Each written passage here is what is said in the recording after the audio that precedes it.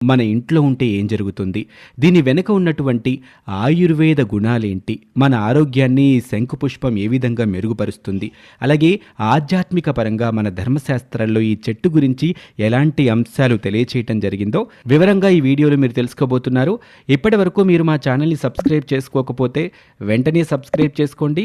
సబ్స్క్రిప్షన్‌తో పాటు ఆ పక్కనే ఉన్నటువంటి బెల్ ఐకాన్‌ని క్లిక్ చేయటం వల్ల మేము అప్లోడ్ చేసే ప్రతి వీడియో కూడా మీకు నోటిఫికేషన్ రూపంలో వస్తుంది. ఏమాత్రం ఆలస్యం చేయకుండా వీడియోలోకి వెళ్దాం.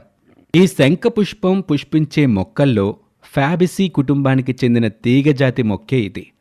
వీటిని సంస్కృతంలో గిరికర్ణిక అంటారు. విష్ణుక్రాంత వృక్షానికి చెందిందే ఈ శంకు పుష్ప చెట్టు. వినాయక చవితి రోజున చేసుకునే వరసిద్ధి వినాయక ఏకవింశతి పత్రి పూజా కార్యక్రమంలో కూడా ఈ ఆకు పదవదిగా ఉపయోగిస్తూ ఉంటారు.